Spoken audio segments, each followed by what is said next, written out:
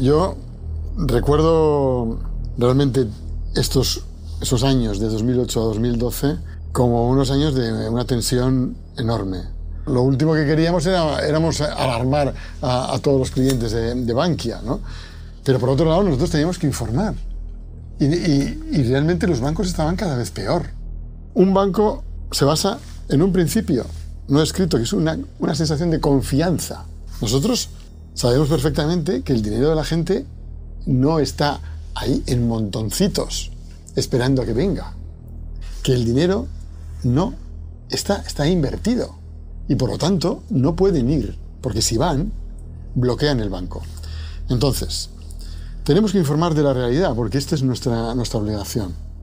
Pero no podemos decir que las cosas están muy mal sin estar absolutamente seguros, porque entonces podríamos crear la profecía autocumplida.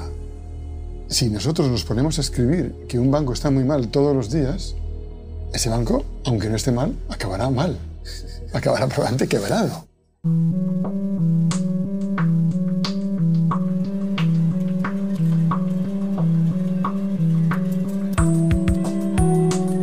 Capítulo 5. Fin de semana.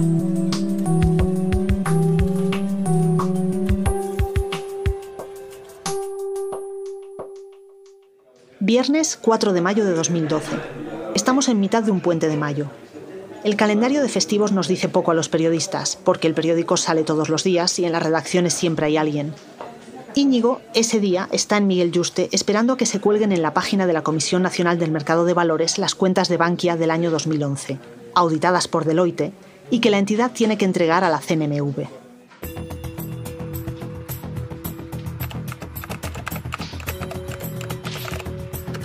Se hace tarde y las cuentas no aparecen en la página de la comisión. Íñigo pulsa la tecla de refrescar.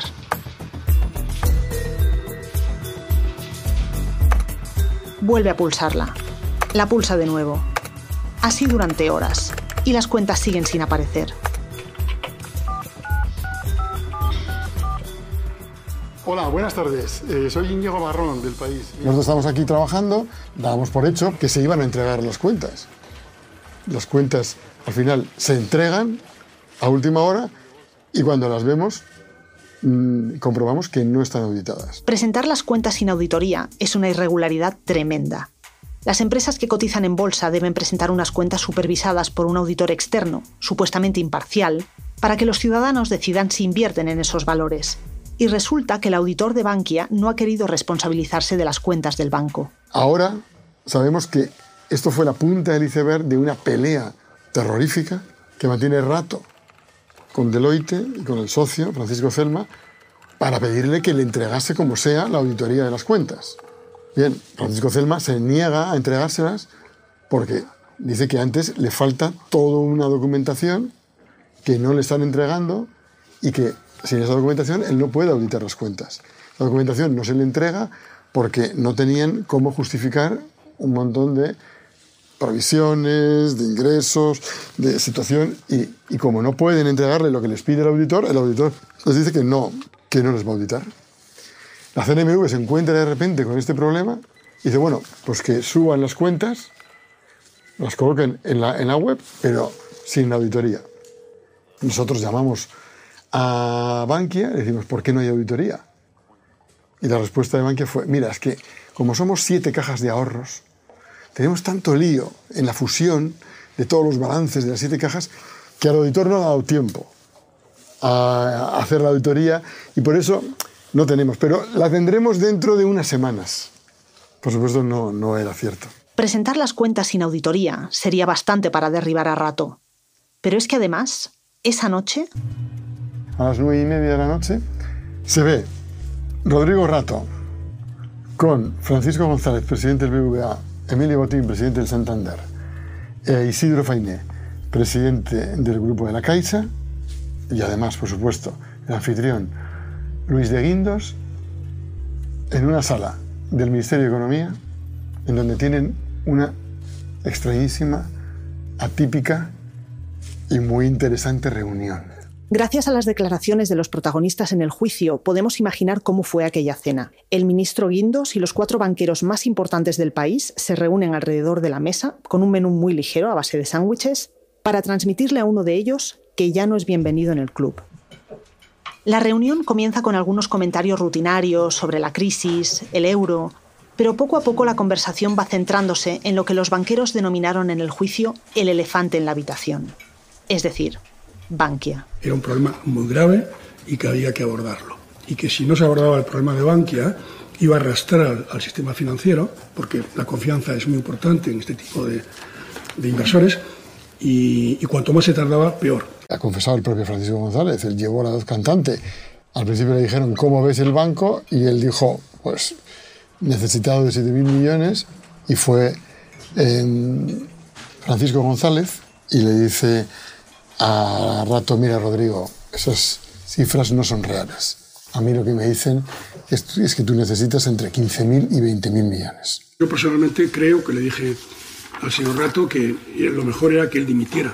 Que dimitiera porque no iba a poder conseguir ese capital de 15 o 20.000 millones, no lo iba a poder conseguir.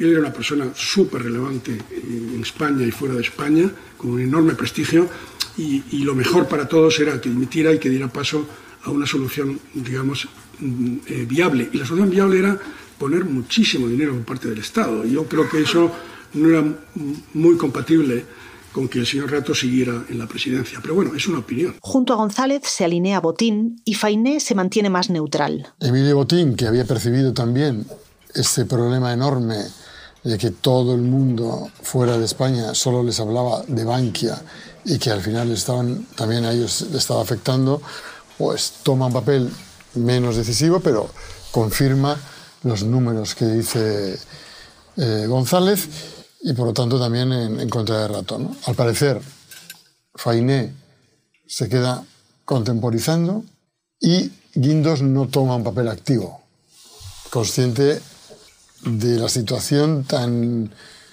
peculiar que supone que un ministro de Economía junte a los competidores en una misma sala y sugiera que un banquero tenga que marcharse y no lo esté haciendo el Banco de España. ¿Y cómo reacciona Rato? ¿Se da al fin por enterado? Rato pide tiempo. Pide que le den tiempo para demostrarles que él puede tener un plan de saneamiento y le piden los detalles. Y dice, de acuerdo, el domingo traigo los detalles a la misma hora. Según hemos sabido posteriormente, Rato sale de allí al filo de las 11, que es cuando acaba aquella cena, y convoca en ese mismo momento a los principales directivos y se pasan trabajando todo el sábado entero y gran parte del domingo, incluso en el propio domicilio de Rato. Elaboran una serie de informes bastante sesudos, en apariencia, voluminosos, y con toda esa información se va Rato a la segunda y definitiva cena. El domingo 6 de mayo de 2012, en el mismo sitio y con el mismo catering, tan frugal y austero como 2 días antes, los 4 banqueros y el ministro vuelven a sentarse a la mesa. En esa cena van mucho más al grano y Rato, según llega, empieza a explicar su plan de saneamiento. Según cuentan, enseguida la cara de Francisco González y la de Emilio Botín son de un descreimiento absoluto.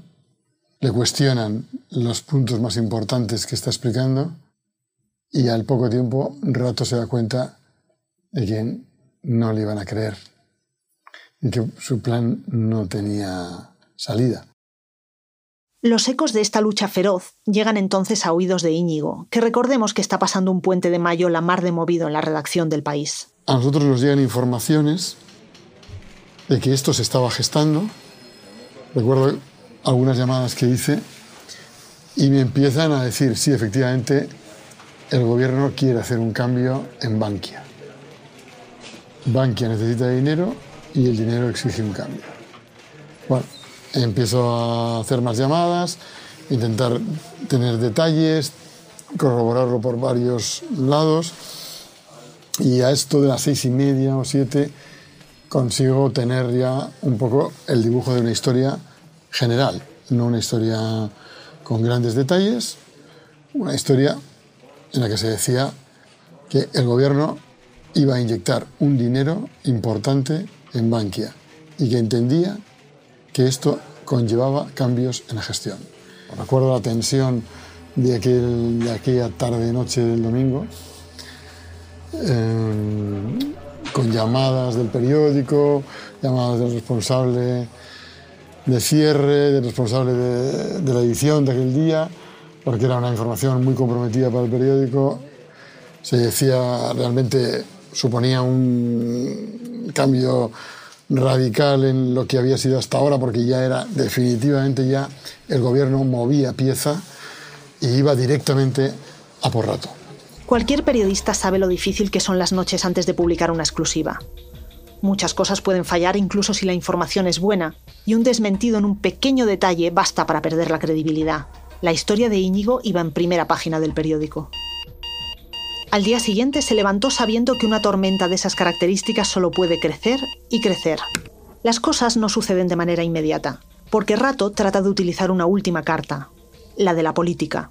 Si el plan no sirve, si las cuentas no dan para más, entonces habrá que recurrir a las relaciones personales. Y el único sitio que le queda por visitar es el Palacio de la Moncloa. Y él no es consciente de que ha perdido, digamos, esta batalla hasta que no llama a Rajoy. Y esto es una de las cosas que ha salido. Al final, es la última carta es cuando él le pide ir a Moncloa a ver a Rajoy, y en ese encuentro, ahí yo creo, es donde él es consciente de que no tiene ningún apoyo. Entonces, sin ningún apoyo no puedes ir a ningún lado. Volví a trabajar el lunes por la mañana y recuerdo perfectamente que estaba yendo a una comida, escuchando la radio, el boletín de las 2 de la cadena SER. El hasta ahora presidente de Bankia, Rodrigo Rato, ha presentado este lunes su dimisión. Bueno, pues eso obviamente me cambió completamente ya el día y todo lo demás. Y bueno, realmente, aunque lo habíamos trabajado como una posibilidad en el periódico, recuerdo que me impactó muchísimo, porque suponía una derrota grandísima por parte de Rato. La bomba estaba armada desde hacía años, desde los 90, desde las preferentes, desde el ladrillo tóxico, desde la llegada de los políticos a las cajas, los excesos y las tarjetas black. Pero el estallido no se escuchó hasta días después.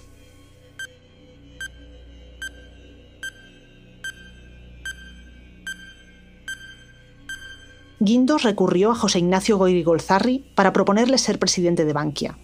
Había sido consejero delegado de BBVA y tenía el prestigio del sector. A Goirigolzarri no se le hacía un favor, sino todo lo contrario. Eso le daba un estatus de independencia distinto al de sus predecesores.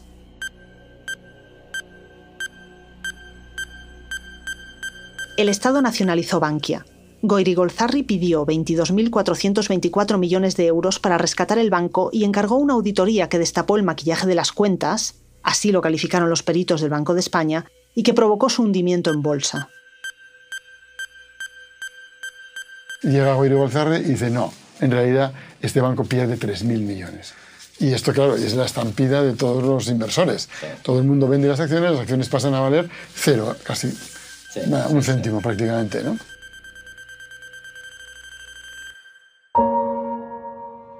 Suspendida la cotización de Bankia, la Comisión Nacional del Mercado de Valores lo hace de forma cautelar antes del Consejo de Administración de la entidad, que se reúne para aprobar su plan estratégico. Un plan... La bomba de Bankia hizo explotar todo el sistema financiero español. El Estado tuvo que pedir a Europa un rescate de 100.000 millones de euros. Nosotros ya sabíamos que se iba a pedir ese dinero, porque a través del Ministerio de Economía nos lo habían comentado. Faltaba el acto oficial. Pero es verdad que nos sorprendió que fuera el presidente de gobierno, en una sala importante del Palacio de la Moncloa, el que convocara a los medios para decir que España iba a pedir ese dinero. Lo que se acordó ayer fue una apertura de una línea de crédito para nuestro sistema financiero. Cuando un Estado pide 100.000 millones a la Comunidad Europea, quiere decir que está en una situación gravísima. Y es lo que estaba en riesgo, que el euro se fuera definitivamente, saltara por los aires y fuera España la que causara ese problema. Y yo creo que ahí el presidente del gobierno intentó quitarle hierro a la situación, acabando la rueda de prensa con una cierta prisa, y hablando de que se iba a ver a España porque esperaba que ganara el partido y tenía que coger el avión. La finalización. Para Silva, puede ser buena, vamos, Sesgo. ¡Toma! ¡Ay! ¿Por qué es tan importante rescatarles? Porque realmente lo siguiente a un banco con problemas que no es rescatado es un banco que cierra sus oficinas y los depositantes corren riesgo de quedarse sin los depósitos. En España y en la Unión Europea están protegidos hasta 100.000 euros por cada titular de cada cuenta corriente. Pero realmente no había dinero para pagar 100.000 euros a cada titular de cuenta corriente de Bankia. Entonces el Estado no podía permitir un escándalo social, una revuelta social, que es lo que hubiera pasado si Bankia hubiera quebrado y hubiera cerrado sus oficinas. El problema que estaba detrás es que algunos estados no podían rescatar sus bancos. Y si sus bancos no eran rescatados por el Estado, realmente se iba a provocar un pánico financiero que iba a afectar directamente a la deuda pública de cada estado. ¿Todo esto iba a pasar sin que nadie pidiera responsabilidades? ¿Eran suficientes las dimisiones de los ejecutivos de Bankia? Podría haber sido así. Pero la caída de Bankia acabó siendo el símbolo de la crisis, y las oficinas como la de Víctor Fernández se llenaron de clientes enfurecidos.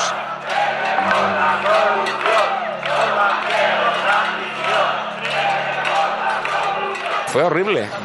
Hay gente que vivía en las oficinas empastillada todo el día. O sea, no había otra forma. Porque al final no puedes dormir. Imagínate que te estén esperando los clientes por la mañana. Que tengas a la familia enganchada. Que sabes que te van a decir de todo, te van a tirar de todo. Y que encima, el que tienes por encima te va a llamar a las 2 o a las 3 para decir ¿qué has vendido hoy? Diciéndote cuántas tarjetas has colocado ese día. Claro, tú no te lo puedes creer. Dice salvado el físico, no nos han pegado a ninguno, la oficina ha quedado hecha un cisco y me preguntas que cuántas tarjetas he colocado hoy. Ya hemos hablado de la que presentó UPyD y el abogado Herzog, pero además surgió un movimiento ciudadano llamado 15M para rato. En pocos días, con una plataforma de crowdfunding, recaudó dinero de los ciudadanos para iniciar una querella. Nos lo explica Simona Levy, cofundadora del movimiento. Bankia es un símbolo, es también una idea estructural y mastodóntica, ¿no? De esta idea de las fusiones de los bancos, de eliminar las cajas, que efectivamente habían sido un gran agujero y muy problemáticas. Pues esta idea de too big to fail es lo que luego ha arrastrado y que de hecho seguimos arrastrando y que pero ha arrastrado a esta situación. Recordemos que la publicidad era hazte banquero, o sea, era un gigante que decía a los pequeños, a los pobres, porque realmente esto estaba planteado para llegar realmente a la gente con los menores poder adquisitivo posible que pudiera tener unos ahorritos. Por eso que es tan importante este caso, porque justamente es sobre la impunidad. O sea, aquí el dolo es un dolo soft en el sentido que no hay maquinación, hay solo contar con el hecho que no pagaremos nunca por la responsabilidad que hemos tenido en este Consejo de Administración. Y es por eso que esto es lo que tiene que cambiar. Esas querellas son las que nos han hecho llegar hoy hasta aquí. En quinto lugar, solicitamos la imposición a los acusados de las siguientes penas. En primer lugar, a Rodrigo de Rato Figaredo, por el delito primero, pena de 5 años y 6 meses de prisión, multa de 12 meses para el derecho del sufragio pasivo y para el ejercicio de la actividad bancaria durante el tiempo de la condena. Por el delito segundo... La fiscal del caso incluyó finalmente el delito de falsedad contable. Señores, se declara un clausura actividad visto para sentencia. Se pueden marchar y muchas gracias a todos.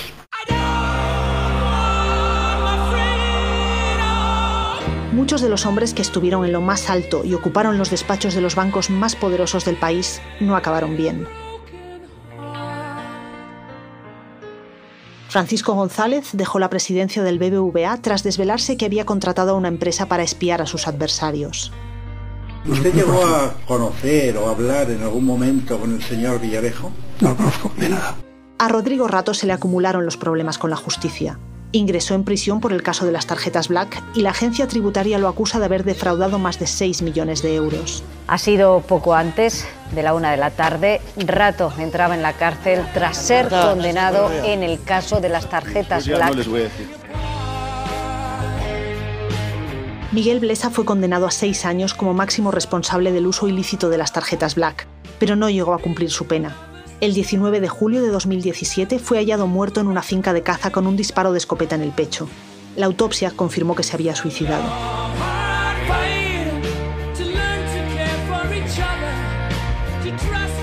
Íñigo y yo seguimos trabajando en El País. Él continúa con la información financiera y yo me he dedicado en los últimos meses a la pandemia que nos ha tenido encerrados en casa. La sentencia nos ha hecho volver sobre el tema y sobre aquellas preguntas que nos hacíamos al principio. ¿Fue simplemente una gestión negligente? ¿Fue un intento de engañar a los clientes? Y por eso, si tú como banquero gestionas al límite, confiando siempre en que todo va a ir bien, lo normal es que te la pegues. Claro, la pregunta es si eso es delictivo o puede serlo, ¿no? Claro, pero si fuese delictivo, entonces volveríamos al inicio. Y los inspectores del Banco de España que estaban dentro de la propia Bankia y la Comisión Nacional del Mercado de Valores fueron cómplices en ese delito. Es muy difícil pensar que se iban a jugar la vida.